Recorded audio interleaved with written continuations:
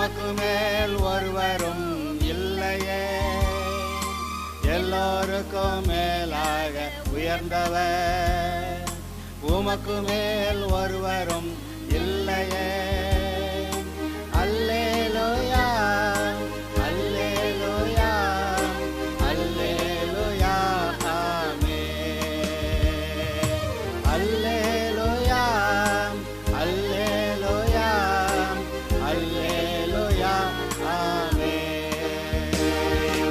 ஒருவரால் சிருஷ்டிக்கப்படாமலே.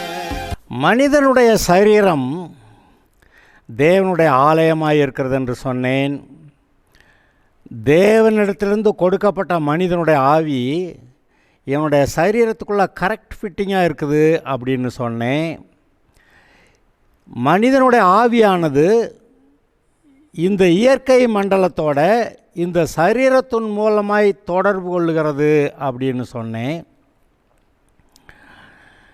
இந்த சரீரம் தேவனால் உண்டாக்கப்பட்டது அப்படின்னு சொன்னேன்.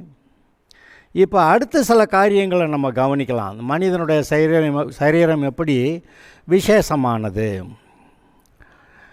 இந்த சரீரம் உண்டாக்கப்பட்ட போது மரிப்பதற்காக, அடக்கம் பண்ணப்படுவதற்காக அல்லது தீயினால் சுட்டரிக்கப்படுவதற்காக உண்டாக்கப்படவில்லை. மனிதன் மரிக்கிறதற்காகவே உண்டாக்கப்படவில்லை. மனிதன் உண்டாக்கப்பட்ட போது சதா காலம் உயிரோடு இருக்கிறவனாக, அதாவது எப்படி தேவனுக்கு மரணம் இல்லையோ அதுபோல் அவருடைய சாயல் ரூபத்தில் உண்டாக்கப்பட்ட, அவருடைய பிள்ளையாக உண்டாக்கப்பட்ட இந்த மனுஷன் சாகாமல் இருக்கக்கூடியவனாய் உண்டாக்கப்பட்டான். ஆனால் நம்ம ஆதி மனிதன் ஆதாம் செய்த பாவத்தினால மரணம், வியாதி வந்தது, மரணம் வந்தது, மற்ற சாபங்கள்லாம் வந்தது. இந்த வாழ்க்கை சதா காலம் உயிரோடு இருக்கிற அப்படிங்கிற மனுஷன் பாவம் வந்தவுடனே சாவு வந்துருச்சு. ஆதாம் போல் அந்த காலங்களில் இருந்தவங்க 900 வருஷத்துக்கு அதிகமாக வாழ்ந்துருந்தாங்க. அதுக்கப்புறம் நோவா காலத்துக்கு பிறகு மனுஷனுடைய வாழ்க்கையில் பாவம் பெருகினதுனால லைஃப் ஸ்பேன், வாழ்நாள் காலம் குறுகியது 120 வருஷம்னு சொல்லிட்டாரு. அதனால் தான் இன்றைக்கும் பார்த்திங்கன்னா ஏறக்குறைய 120 வருஷம் வரைக்கும் வாழ்ந்திருக்கக்கூடிய ஆட்களை நீங்கள் பார்க்குறீங்க.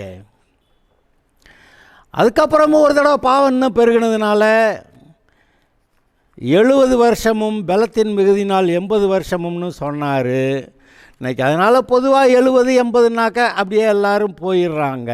ஒரு சிலர் தான் ஆண்டவர் சொன்ன அந்த 100-120க்கெல்லாம் போகிறாங்க. அதாவது மரிப்பதற்காக இந்த சரீரம் உண்டாக்கப்படவில்லை. வயதாகிறதுக்கோ அல்லது பலவீனப்பட்டு வியாதிப்பட்டு மரிக்கிறதற்கோ இவன் உண்டாக்கப்படவில்லை. மனிதனை உண்டாக்கின போது ஒரு சின்ன குழந்தையாக உண்டாக்கலை அல்லது கிழவனாக உண்டாக்கலை. மனிதனை உண்டாக்கின போது அவனை ஒரு வாலிபனாக, இயேசு கிறிஸ்து தன்னுடைய ஜீவனை கொடுத்த போது, சிலுவையில் அவர் ஜீவனை கொடுத்த போது 33 வயசு, 30 வயசில் அவர் தன்னுடைய பிரசங்கத்தெல்லாம் ஆரம்பித்தார், வேலை செய்தார். 33 வருஷத்தில் அவர் தன்னுடைய ஜீவனை சிலுவையில் நம்முடைய பாவங்களுக்காக பரிகாரம் பண்ணுவதற்காக கொடுத்தார். அப்போ வாலிப வயதிலே இயேசு தன் ஜீவனை கொடுத்திருக்கிறார். வாலிப வயதிலே தேவன் ஆதாமை உண்டாக்கினார். இந்த வாலிப வயதிலே உண்டாக்கப்பட்ட மனிதன் வயதாகும்படி உண்டாக்கப்படவில்லை. நீங்கள் சற்று யோசித்து பாருங்கள்.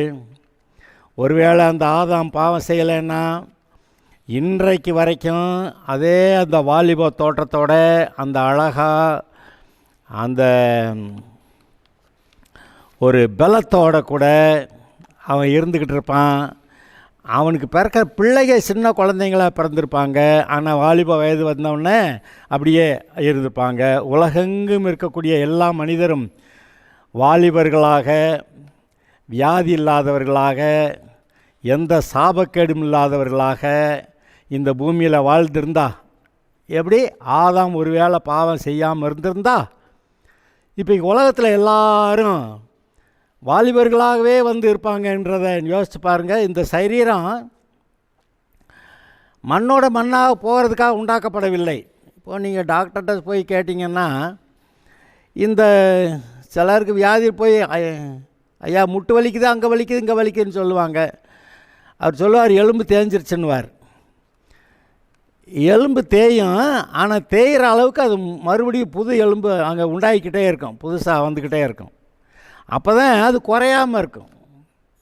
எலும்பு தேயும், ஆனால் தேயிற இடத்துல மறுபடியும் வளர்ந்துக்கும். அப்போ தான் அது சரியாக இருக்குதுன்னு அர்த்தம். இப்போ இரத்த அணுக்கள்லாம், சிவப்பு அணுக்கள்லாம் 120 நாளில் ரத்தத்தில் இருக்க சிவப்பு அணுக்கள்லாம் செத்து புது சிவப்பு அணுக்கள் வந்துடுது. அதனால் அந்த சிவப்பு அணுக்கள் இப்போ எந்த ஒரு சமயத்துலேயும் இந்த சரீரத்தில் இருக்கிற இந்த ரத்தத்தை பார்த்திங்கன்னா அந்த சிவப்பு அணுக்கள்லாம் 120 நாட்கள் 120 நாட்களுக்குள்ளே அது செத்துட்டு புது செல்லு வந்துடுது. அப்போ 120 நாட்களுக்குள்ளே இருக்கக்கூடிய இரத்த அணுக்கள் தான் இந்த சரீரத்தில் ஓடுது. அதை பொறுத்த வரைக்கும் அது ஒரு வாலிபத்தில் செயல்படுற மாதிரி. சரீரம் முழுவதுமே, கண்களானாலும் சரி, காது கேட்கலங்க இல்லை, கண்ணு நல்லா தெரியலைங்க இல்லை, அது நன்றாய் வேலை செய்யும்படி, சதா காலம் வேலை செய்யும்படி, சாகாமல் இருக்கும்படிக்கு அப்படி உண்டாக்கப்பட்டது. ஆனால் பாவம் நுழைந்தது,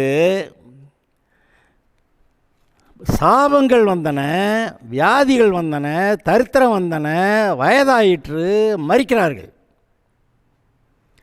அப்படியான இந்த சரீரம் இப்படி நன்றாக இருக்க உண்டாக்கப்பட்டது. ஏன் அப்படி ஆச்சுன்னா பாவம். இந்த பாவத்தோடு ஒருத்தனும் பரலோகம் போக முடியாது, மரித்து நரகம் போக வேண்டியதான். இந்த நிலைமையில் தான் மனுஷனை மீட்கிறதற்காக, அவன் எந்த பாவத்தில் விழுந்தானோ அந்த பாவத்தில் மீட்கும்படியாக இயேசு வந்தார். நம்முடைய பாவங்களையெல்லாம் அவர் ஏற்றுக்கொண்டு, சாபங்களையெல்லாம் அவர் ஏற்றுக்கொண்டு சிலுவையிலே பரிகாரம் செய்தார். ஆனாலும் இந்த மனிதனுடைய சரீரம் மட்டும் இல்லை, மனசு ரொம்ப கெட்டு போச்சுங்க. சரீரம் கெட்டு போச்சுங்கிறத விட மனசு ரொம்ப கெட்டு போனது தான் ரொம்ப மோசம். மனசு எவ்வளோ கெட்டுருக்குதோ அந்த அளவுக்கு சரீரமும் கெடும். மனசு சுகமாக இருந்தால் சரீரம் சுகமாக இருக்கும். மனசு வியாதிப்பட்டால் சரீரம் வியாதிப்பட்டுரும். மனசு சத்தா சரீரம் செத்து போயிடும். அப்போ மனுஷனுடைய மனசை பாருங்கள். ஓரளவுக்கு கெட்டுருச்சா இன்னும் கொஞ்ச நாளைக்கு இருப்பேன், அப்புறம் நல்லா கெட்டு போச்சா சீக்கிரம் போயிடுவேன், நமக்கே தெரியுதுங்க. ஆனால் ஒரு முக்கியமான விஷயம், இந்த ஒரே தரம் மரிப்பதும் பின்பு நியாய தீர்ப்படைவதும் மனுஷனுக்கு தேவன் நியமித்தார். ஏன்னா பாவம் செய்யாமல் இருக்கிறப்ப அவன் சாகவே மாட்டான். அவன் பாவம் செஞ்சதுனால அவன் பிள்ளைக பாவிய தலைமுறையாக எல்லாரும் பாவத்தில் பிறந்து பாவத்தில் வாழ்ந்து கடைசியில் செத்து சரீரம் குழிக்குள்ளே போயிடுது. அல்லது சில கெட்டிக்காரத்தனமாக உயிரோட எழுப்பி நியாயம் தீர்க்கப்பட விடாமல் அக்கினியில் சுட்டரிச்சிருவேன். நீங்கள் அக்கினியில் சுட்டரித்தாலும் சரி, தண்ணியில் கடலில் கரைச்சி விட்டாலும் சரி, அதில் மீன் தின்னாலும் சரி, வேறு எப்படி நஞ்சு போனாலும் சரி, கர்த்தர் அதை மறுபடியும் உயிரோடு எழுப்புவார். இதே சரீரத்தை எழுப்புவார். ரட்சிக்கப்பட்டவர்களுடைய சரீரம் இப்போ இருக்கிற நிலைமையில் இல்லை, மகிமை உள்ளதாய். நான் சொன்னனே, தேவன் மனுஷனை உண்டாக்கும்போது ஒரு வாலிபனாக உண்டாக்குனார்னு.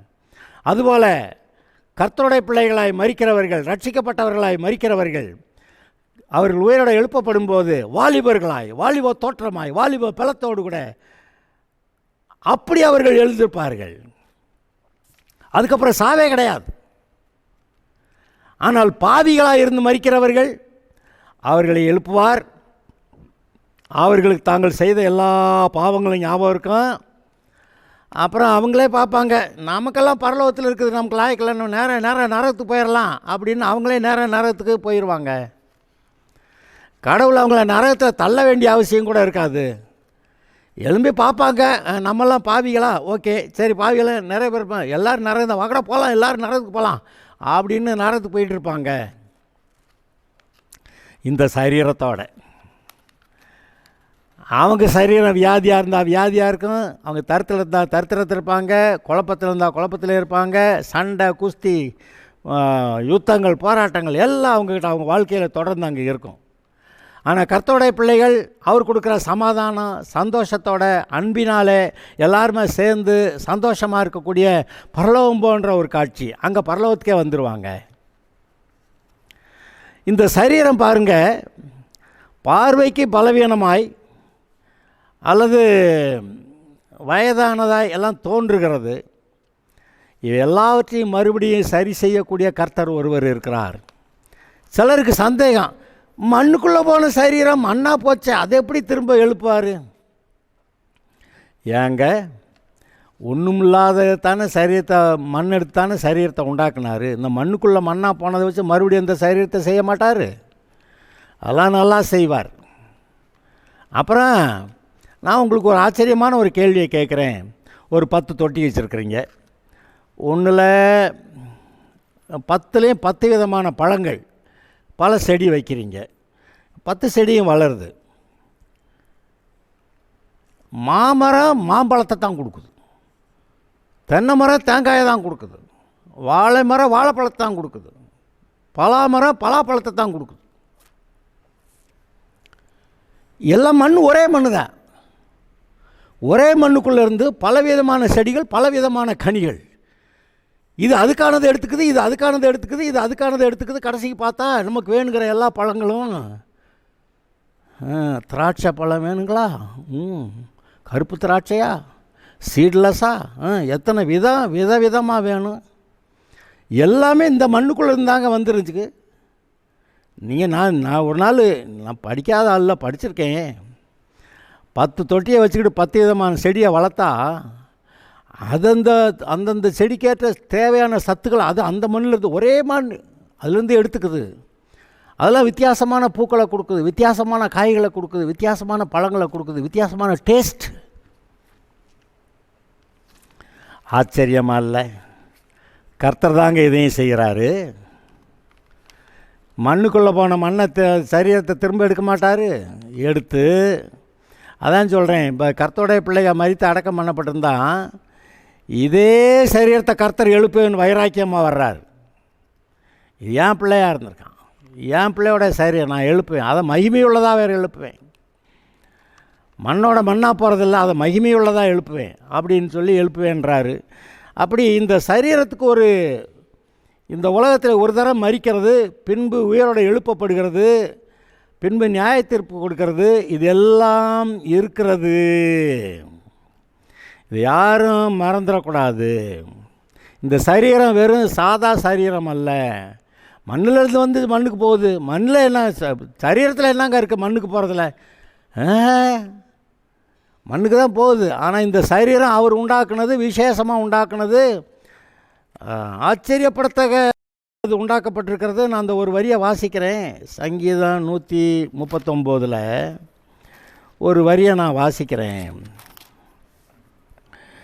நான் பிரமிக்கத்தக்க அதிசயமாய் உண்டாக்கப்பட்டபடியால், எப்படி? நான் பிரமிக்கத்தக்க அதிசயமாய் உண்டாக்கப்பட்டபடியால் உம்மை துதிப்பேன். உமது கிரியைகள் அதிசயமானவைகள், அது என் ஆத்மாவுக்கு நன்றாய் தெரியும். நான் ஒளிப்படத்திலே உண்டாக்கப்பட்டு பூமியின் தாழ்விடங்களிலே விசித்திர வினோதமாய் உருவாக்கப்பட்ட போது என் எலும்புகள் உமக்கு மறைவாய் இருக்கவில்லை. என் கருவை உம்முடைய கண்கள் கண்டது. என் அவயவங்களில் ஒன்றாயிலும் இல்லாத போதே அவைகள் அனைத்தும், அவைகள் உருவேற்படும் நாட்களும் உமது புஸ்தகத்திலே எழுதியிருந்தது. தேவனே, உமது ஆலோசனை எனக்கு எவ்வளவு அருமையானவைகள், அவைகளின் தொகை எவ்வளவு அதிகம் அப்படின்னு சொல்லிக்கிட்டே போகிறார். அந்த கருவில் அது எலும்பு எப்போ வரும், எத்தனாவது நாளில் வரும், எல்லாத்தையும் கர்த்தர் பார்த்து வச்சுருந்தாராம். நான் பிரமிக்கத்தக்க அதிசயமாய் உண்டாக்கப்பட்டபடியால் அப்படின்னு அவன் சொல்கிறான். ஆக இதை யோசித்து பாருங்கள். இந்த சரீரம் தேவனால் உண்டாக்கப்பட்டது, அதற்கான மகிமையை செலுத்தணும். இந்த 1 கொரிந்தியர் 3:16 சொல்லப்பட்டிருக்கிறது, உங்களுடைய சரீரமே தேவனுடைய ஆலயமாக இருக்கிறது. கடந்த செய்தியில் கூட இதை தொட்டேன். உங்களுடைய சரீரமே தேவனுடைய ஆலயமாக இருக்கிறது. ஒருவன் தேவனுடைய ஆலயத்தை கெடுத்தால் தேவன் அவனை கெடுப்பார் என்று எழுதியிருக்கிறது. எப்படி?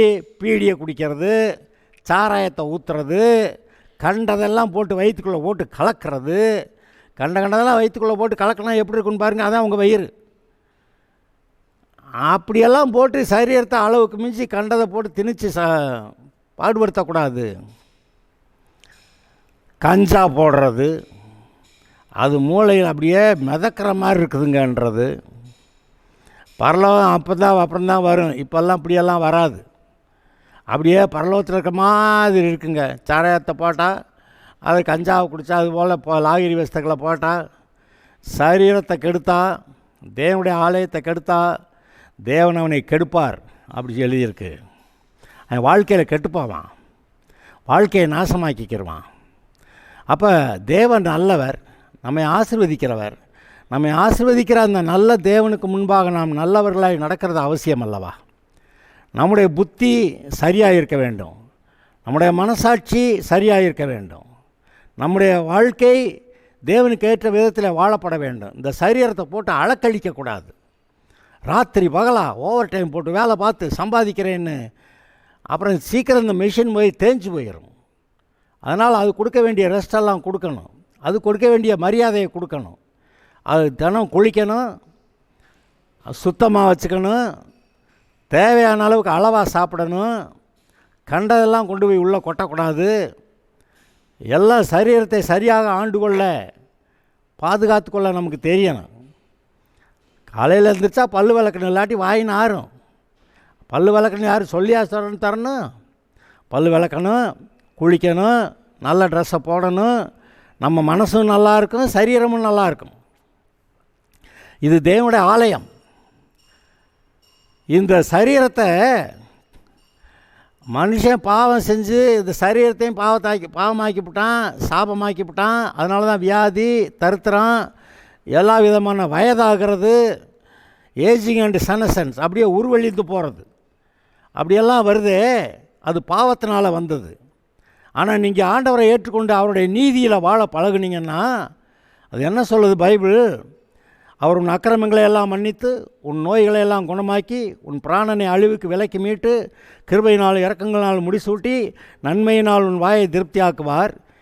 உன் வயது திரும்ப வாழ வயது போல் ஆகிறது அப்படி சொல்லியிருக்கிறது. சரி, வயதான சரீரம் கூட மறுபடியும் வாழ வயது போல் ஆகும் அப்படி சொல்லியிருக்கு. ஏன்னா புத்தி நல்லா இருந்துச்சுன்னா சரீரம் நல்லா இருக்கும், புத்தி கெட்டு போச்சுன்னா சரீரம் கெட்டு போயிடும். மனது சுகமாக இருந்தால் சரீரம் சுகமாக இருக்கும், மனது வியாதிப்பட்டால் சரீரம் வியாதிப்படும். ஏன்னா இந்த சரீரத்தை இயக்கிறதே இந்த மனது தான். இயக்கக்கூடிய மனது கெட்டு போனால் அப்புறம் சரீரம் எப்படி கெட்டு போகாமல் இருக்கும். அதனால தான் ஆண்டவர் சொல்கிறார், மனம் திரும்பு, பாவத்தை விட்டு பிசாசை விட்டு மனம் திரும்பு, ஏங்கிட்ட வா, உன் பாவத்தால் நீக்கிறேன், இயேசுவின் ரத்தத்தால் கழுவுறேன், பரிசுத்தமாக்குறேன், ஒரு நல்ல மனசு தர்றேன், நீ என் பிள்ளையா இரு அப்படின்னு சொல்கிறார். ஆக மனசு நல்லா இருந்தால் தான் சரீரம் நல்லா இருக்கும். மனசு நல்லா இல்லைன்னா சரீரம் நல்லா இருக்க முடியாது. ஏன்னா இந்த மனது தான் சரீரத்தை இயக்குது. இப்போ பெட்ரோல் ஊற்றுனா தான் வண்டி ஓடுது. அதுபோல் இங்கே ஊற்றுறது மனசு தேவையான வார்த்தைகள், நல்ல வார்த்தைகள் ஆண்டவருடைய வார்த்தைகளை கேட்டால் மனசு நல்லாயிருக்கும். இந்த பொல்லாத பாவ உலகத்து பிசாசோடைய மனிதர்களுடைய வார்த்தைகளை கேட்டால் இது மனசு கெட்டு போயிடும், அப்புறம் இது சரீரத்தை கெடுக்க ஆரம்பிச்சிடும். ஆனால் ஆண்டவர் கொடுக்குற வார்த்தைகள் உங்களுக்கு சமாதானத்தை கொடுக்கும், சந்தோஷத்தை கொடுக்கும், நல்ல உற்சாகத்தை கொடுக்கும், நல்ல வாழ்க்கையை கொடுக்கும், சரீரமும் நல்லா வாழ்ந்திருக்கும்.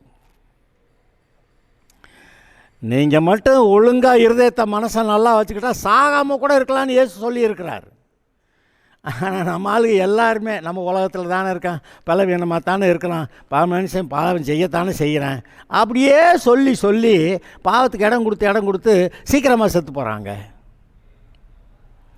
இவ்வளோ வேகமாக சாக வேண்டியதில்லை, இப்போ என்ன அவசரம், இப்போ உடனே சாகணுமாக்க இருக்கலாம்ல. ஆண்டோடைய பிள்ளையாக இருந்தால் நல்லா இருக்கலாம். உலகத்தில் இருக்க எல்லா பாவங்களுக்கும் சாபங்களுக்கும் இடம் கொடுத்தா அது சீக்கிரமாக நான் வீடு போங்குது, காடு வாங்குது அப்படி சொல்லிடுவாங்க. எச்சரிக்கையாக இருப்போமாக. இது ஏதோ சரீரம், அது மண்ணில் இருந்து வந்து மண்ணுக்கு போகுது அப்படியெல்லாம் சொல்லக்கூடாது. இதுக்கு கொடுக்க வேண்டிய கனத்தை, மகிமையை, மரியாதையை நாம் கொடுக்க வேண்டும். இந்த சரீரத்துக்குள்ளே தான் நம்மை படைத்த கடவுள் வந்து தங்குவேன்றார். இதுதான் ஆலயம். நீ இடம் கொடுத்தா நான் வர்றேன், உன் இருதயத்தை சுத்தமாக வச்சுக்கிட்டா நான் வர்றேன், உன் கூட இருக்கிறேன் அப்படின்னு அவர் சொல்கிறாரு. நம்ம இங்கே ஊரில் இருக்க எல்லாத குப்பையும் எல்லா பாவ எண்ணங்களையும் இச்சைகளையும் தாறுமாறான காரியங்களையும் அவனை கெடுக்க இவனை கெடுக்க லஞ்சம் வாங்க ஊழல் பண்ண பாலியல் பலாத்காரம் பண்ண இப்படி காரியங்களை மனசுக்குள்ளே வச்சுருந்தா இவர் வருவாருன்றீங்க. எக்கடா கெட்டு போட நாசமாக போன்னு விட்டுருவார். இவனு நாசமாக போவேன், நரகத்துக்கு தான் போவேன். அவன் இதே சரீரம் நரகத்தை கடந்து வேதனைப்படும். அவியாத அக்கினியில் சாகாமல் வேதனைப்படுறது அதாங்க நரகம். நரகம் வந்துட்டு சிலர் சொல்கிறாங்க நம்ம செஞ்ச பாவத்துக்கு ஏற்றாப்புல போய் தண்டனை அனுபவிச்சுட்டு அப்புறம் பரலோகத்துக்கு போயிடலான்னு. அதெல்லாம் கிடையாது. ஒரே தரம் மறிப்பதும் பின்பு நியாய தீர்ப்படைவதும், அவ்வளோதான், முடிஞ்சு போச்சு கதை. இப்போ நீங்கள் நேராக பரலோகம் போகலாம் அல்லது நரகம் போகலாம், இதே சரீரத்தோடு கூட. இப்போ நான் உங்கள்கிட்ட சொல்கிறேன், இன்றைக்கு இந்த வசனத்தை கேட்டுக்கிட்டு இருக்கிறீங்க, நீங்கள் ஆண்டவருடைய பிள்ளை ஆகலாம், பாவத்தை விட்டு மனம் திரும்பலாம், இந்த பிசாசு எனக்கு வேண்டான்னு சொல்லிடலாம், நான் ஆண்டவருடைய பிள்ளையாக வர்றேன், இயேசுவை ஏற்றுக்கிறேன் அப்படின்னு சொல்லலாம். அவர் நம்முடைய பாவங்களுக்கு பரிகாரம் பண்ணியிருக்கிறாரு, பாவமெல்லாம் தொலையும். அப்புறம் இந்த சரீரத்தை தேடி பார்த்தா பாவம் இருக்காது. அப்போ ஆண்டவருடைய பிள்ளையாக நல்ல மனசோட, நல்ல சந்தோஷத்தோட, சமாதானத்தோட, நம்ம அன்போட கூட மற்ற எல்லாருக்கும் கூட கூடுமான உதவி செய்கிற அளவுக்கு செஞ்சுக்கிட்டு நம்முடைய வாழ்க்கை ஆண்டவருடைய பிள்ளையாக வாழலாம். அது மிகுந்த ஆசீர்வாதமாக இருக்கும். உலகத்தில் எல்லோரும் பாவத்திலையும் சாபத்திலையும் வாழ்ந்துருக்கிறப்ப ஒரு சிலராவது உண்மையாகவே அன்போடு கூட நன்மை செய்கிறவர்களாய் எப்படி கடவுள் இருப்பாரோ அது மாதிரி நம்மளும் இந்த பூமியில் கொஞ்ச நாள் வாழ்ந்து முடிவில் பரலோகத்துக்கு போகிறது அதே எவ்வளவு சந்தோஷம். அதை நினச்சி பாருங்க. சும்மா என்ன பண்ணுறதுன்னு அந்த ஊரில் பிறந்தேன், இந்த ஜாதியில் பிறந்தேன், எங்கள் ஊர் இப்படி, எங்கள் ஊர் வழக்கம் இப்படி, அவங்க சொல்கிறத தானே கேட்க வேண்டியிருக்கு அப்படி சொல்லிட்டு நரகம் போகாத. ஊர் உலகமெல்லாம் பாவத்தை தான் நேசிக்குது, பாவ வாழ்க்கையை தான் விரும்புது, பாவ சந்தோஷங்களை தான் இந்த உலகமெல்லாம் விரும்புது. ஆனால் அந்த பாவ சந்தோஷத்தை வாழ்கிற அந்த பாவம் யார் சரக்கு? அந்த பாவம் பிசாசோடைய சரக்கு. அந்த பிசாசோடைய சரக்கு எடுத்து அவன் காரியங்களை செஞ்சு பொய் சொல்லி பித்தலாட்டம் பண்ணி லஞ்சம் பண்ணி ஊழல் பண்ணி பாலியல் பலாத்காரம் பண்ணி திருடி கொள்ளையடித்து இப்படியெல்லாம் வாழ்ந்து பரலோகம் போகிறதுக்கா? அவங்கவுங்க மனசை சொல்லும் பரலோகம் போக முடியாதுன்னு. உள்ளுக்கு ஒரு மானிட்டர் இருக்குது, நம்ம எங்கே போகிறோம் என்ன நிலைமைன்னு காட்டுறதுக்கு. உண்மையாக மனம் திரும்பினா எவ்வளோ பாவம் என்னாலும் மன்னிச்சு விட்டு உன்னை கழுவி விட்டுறேன்றார். இனிமே ஆனால் என் பிள்ளையார், இனிமேல் நீ பாவம் செய்யக்கூடாது அப்படின்னு கட்டாயப்படுத்தி கேட்குறாரு. இந்த சரீரம் இது அற்புதமாக சிருஷ்டிக்கப்பட்டதுங்க, மிகவும் பிரமிக்கத்தக்க அதிசயமாய் உண்டாக்கப்பட்டபடியால் அப்படின்னு சொல்லி அவன் ஆச்சரியத்தோட கர்த்தரை பார்த்து ஸ்தோத்திரம் சொல்கிறான். இந்த சரீரம்தான் இயற்கை உலகத்தோட தொடர்பு கொள்ளுதுன்றேன். Point of contact. இந்த மைக் இருக்குது, இந்த மைக்கை நான் இந்த சரீரத்தில் இந்த கையால் தொடலாம், இந்த கையால் தொடுறதுக்கு எனக்கு முடியுது. அப்போ சரீரம்தான் மீதி இயற்கையில் இருக்கக்கூடிய பொருள்களோட தொடர்பு கொள்வதற்கு இந்த சரீரம் தான் பயன்படுது. நான் தான் சொன்னேன், உள்ளுக்க உயிர் இருக்குது, இந்த கண் வழியாக பார்க்குது, இந்த காது வழியாக கேட்குது, இந்த வாய் வழியாக பேசுது, இந்த மூக்கு வழியாக முகர்கிறது, சரீரத்தின் வழியாக அது தொட்டு உணர்தல் அதெல்லாம் அது பார்க்குது. சூடாக இருக்கா கோல்டாக இருக்கா அதெல்லாம் பார்க்குது. எல்லாம் இந்த இயற்கை உலகத்தோட தொடர்பு கொள்வதற்கு இந்த சரீரம் பாயிண்ட் ஆஃப் கான்டாக்டாக இருக்குது.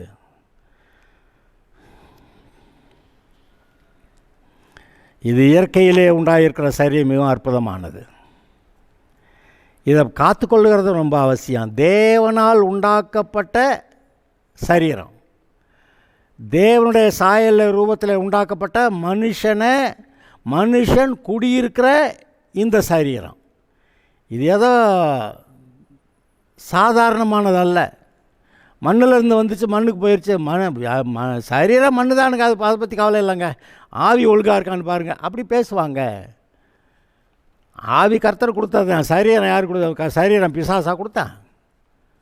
அது தானாக மண்ணிலேருந்து முளைச்சிக்கிச்சா? கர்த்தர் அதிலேருந்து எடுத்து செய்கிறார். அவருடைய டிசைன், அவருடைய கண்கள், அவருடைய காது, அவருடைய மூக்கு எல்லாம் அந்த தன்மைகள் உள்ளே வைக்கப்பட்டிருக்கிறது. இப்போ மனிதனை உண்டாக்கின போது அவன் ஆணும் பெண்ணுமா உண்டாக்கினார்னு வாசிக்கிறீங்க. ஒரு விலா எலும்பை எடுத்தாராம், அதை மனுஷியாக செஞ்சாராம், கொண்டு வந்து கொடுத்தாராம். என்னுடைய எலும்பில் எலும்பும் என்னுடைய சரீர மாம்சத்தில் மாம்சமாக இருக்கிறாள், ஆதலால் இவள் மனுஷி எண்ணப்படுவாள் அப்படின்னு அந்த ஆதாம் சொல்லிவிட்டான். அப்போ இந்த சரீரத்திலேருந்து எடுக்கப்பட்ட எலும்பு, இந்த சரீரத்திலேருந்து எடுக்கப்பட்ட சதை நரம்பு எல்லாம் அங்கே இருக்குது. அதை திருமணத்தில் ஒரு கணவனும் மனைவி சேர்ந்து வாழ்கிறதுக்கு சொன்னார். கணவனும் மனைவி ஒரே மாம்சமாக இருப்பார்கள் அப்படி வேற சொல்லிவிட்டார். அதனால தான் இந்த உலகத்தில் இருக்கக்கூடிய மற்ற எல்லா உறவுகளை காட்டிலும் அண்ணன் தம்பி, அக்கா தங்கச்சி, பெற்றோர் பிள்ளைகள் அல்லது நண்பர்கள், உறவினர்கள், இந்த உறவுகளை காட்டிலும் கணவன் மனைவி உறவு தான் ரொம்பவும் நெருக்கமானது, ஒரே சரீரமாய் ஒரே மாம்சமாய் ஏற்படுத்தப்பட்டது. இந்த கணவன் மனைவி மாத்திரம் சேர்ந்து வாழ்கிறத விட்டுட்டு விபச்சாரம் பண்ணால் அந்த விபச்சாரியோட கூட ஒரே மாம்சமாக இருக்கிறான், வேசியோட சேர்ந்தால் வேசியோட ஒரே மாம்சமாக இருக்கிறான் அப்படியெல்லாம் பைபிளில் எழுதியிருக்கு. எங்கள் வேசியோட கூட விபச்சாரி உங்கள் சரீரத்தை நீங்கள் தீட்டுப்படுத்துகிறதா? தீட்டுப்படுத்தக்கூடாதுல்ல. தீட்டானதெல்லாம் எங்கே போகும்? தீட்டானதெல்லாம் நரகத்துக்கு போகும். இட்ஸ் அன் அபாமினேஷன், அருவருப்பானதுன்னு கர்த்தர் சொல்கிறார். தவறான காரியங்களில் போனால் அருவருப்பானதுன்னு சொல்கிறாரு, தீட்டுப்படுகிறது என்று சொல்லுகிறார். தீட்டுன்னு நினச்சா வீட்டுக்குள்ளே கூட நுழைய மாட்டாங்க, குளிச்சுட்டு வீட்டுக்குள்ளே நுழையிறேன்னுவாங்க. ஒரு இறந்தவங்க வீட்டுக்கு போனேன், அதனால் துணியெல்லாம் துவைச்சிட்டு நான் குளிச்சுட்டு வீட்டுக்குள்ளே வர்றேன்னு சொல்லுவாங்க. ஏன்னா அந்த இறந்தவங்க வீட்டில் இருக்கக்கூடிய அந்த சரீரத்திலேருந்து வந்த கிருமிகள் எல்லாம் காற்றுல இருக்கும், கொஞ்சம் தொட்டிருப்பாங்க, கொஞ்சம் அது குளிப்பாட்டியிருப்பாங்க, துணியை மாற்றி விட்டுருப்பாங்க, என்னெல்லாமோ செஞ்சுருப்பாங்க. அப்போ அங்கே இருக்க அந்த கிருமிகள்லாம் வர்றதுக்கு வாய்ப்பு இருக்குது. அதனால் குளிச்சுட்டு துணியெல்லாம் துவைச்சிட்டு அந்த தீட்டெல்லாம் வெளியே விட்டுட்டு அந்த அருவருப்பானதெல்லாம் வெளியே விட்டுட்டு நான் குளிச்சுட்டு பரிசுத்தமாக வீட்டுக்குள்ளே நுழையிறேன் அப்படின்னு நினைக்கிறேன். மனசு இந்த மனசு அப்படி சொல்லுது. உன் சரீரத்தை சுத்தமாக வச்சுக்க அப்படி சொல்லுது. வெளியே எங்கேயும் போயிட்டு வந்தால் கைகாலெலாம் கழுவிட்டு போய் வீட்டுக்குள்ளே போன்னு சொல்லுது. இப்படி தேவன் கொடுத்த சரீரத்தை அவர் கொடுத்த கனத்தோடு மரியாதையோடு ஆண்டு கொள்ள நாம் தெரிந்திருக்க வேண்டும். இந்த சரீரத்தை அசுத்தத்திற்கல்ல பரிசுத்தத்துக்கே நம்மை தெரிந்து கொண்டார். பரிசுத்தமாய் நம்முடைய சரீரத்தை ஆண்டு கொள்வோமாக. ஏதோ தற்செயலாக தானாக வந்த மண்ணிலிருந்து வந்து அப்படி கிடையாது, தேவன் ஏற்படுத்தியது. இதற்கேற்ற கனத்தை மகிமையை கொடுப்போமாக. நாம் ஆண்டவருடைய பிள்ளையாக வாழலாம். இந்த பூமியை விட்டு போகிறப்ப நம்ம பரலோகம் போகணும். இன்னொரு நாளில் இந்த சரீரம் மண்ணுக்குள்ளே போகிற சரீரத்தை கூட அவர் எழுப்புவேன்றார். எழுப்பி உங்களை பரிசுத்தப்படுத்தி உங்களை அந்த மறுபடியும் வாலிபத்தன்மையை கொடுத்து உங்களை பரலோகத்தில் வச்சுக்கிறவேன்றார். அல்லேலூயா. கேட்டிருக்கீங்களா? இயேசுவை ஏற்றுக்கொள்ளுங்கள், பாவம் தொலையும், சாபம் தொலையும், கர்த்தருடைய பிள்ளை ஆவீங்க. உங்களுக்காக பரலோகம் காத்திருக்கிறது. Okay, God bless you. இது போன்ற செய்திகளை கேட்க உண்மையாகவே வானத்தையும் பூமியும் படைத்த தேவனை ஆராதிக்க, அவருடைய போதனைகளை கேட்க இந்த குட் நியூஸ் பைபிள் சர்ச் திண்டுக்கல்லில் பஸ் ஸ்டாண்ட்லேருந்து நடந்து வரக்கூடிய தூரத்தில் சென்னை சில்க்குக்கு அடுத்தபடி தெய்வ சிகாமணிபுரம் ரோட்டில் ஒரு 100 மீட்டர் தூரத்தில் இருக்குது. இந்த குட் நியூஸ் பைபிள் சர்ச்சு ஞாயிறு ஆராதனை காலை 8 மணிக்கு, வியாழக்கிழமை மாலை 6:30 மணிக்கு பைபிள் ஸ்டடி இருக்கிறது. சனிக்கிழமை காலை 10 மணிக்கு உபவாச ஜெபம் இருக்கிறது. இந்த கூட்டங்களிலே நீங்கள் கலந்து கொண்டு தேவனை அறிகிற அறிவிலே வளர்ந்து உங்களுடைய வாழ்க்கையிலே சரியான தீர்மானங்களை எடுத்து நன்றாக வாழ, தேவனுடைய பரிபூர்ண ஆசீர்வாதங்களை சுதந்திரித்து கொண்டு வாழ நீங்களும் சரி, உங்களுடைய குடும்பத்தார் யாவரும், உங்களுடைய பெற்றோர், உங்களுடைய பிள்ளைகள் எல்லாரும் நன்றாய் வாழ்ந்திருக்க இந்த ஆலய ஆராதனையில் நீங்கள் கலந்து கொள்ள வேண்டுமென்று உங்களை அன்போடு அழைக்கிறேன். நீங்கள் வாருங்கள். எங்கே சொன்னேன்? திண்டுக்கல் பஸ் ஸ்டாண்ட்லேருந்து நடந்து வர தூரத்தில் சென்னை சில்க்கு அடுத்தபடி இருக்கக்கூடிய அந்த தெய்வ சிகாமணிபுரம் ரோட்டில் 100 மீட்டர் தூரத்தில் குட் நியூஸ் பைபிள் சர்ச் இருக்கிறது. ஞாயிறு ஆராதனை காலை 8 மணிக்கு, வியாழக்கிழமை மாலை 6:30 மணிக்கு பைபிள் ஸ்டடி, சனிக்கிழமை காலை 10 மணிக்கு உபவாச ஜெபம். நீங்கள் வந்து பங்கு பெறுங்கள். கர்த்தர் உங்களை ஆசீர்வதிப்பாராக.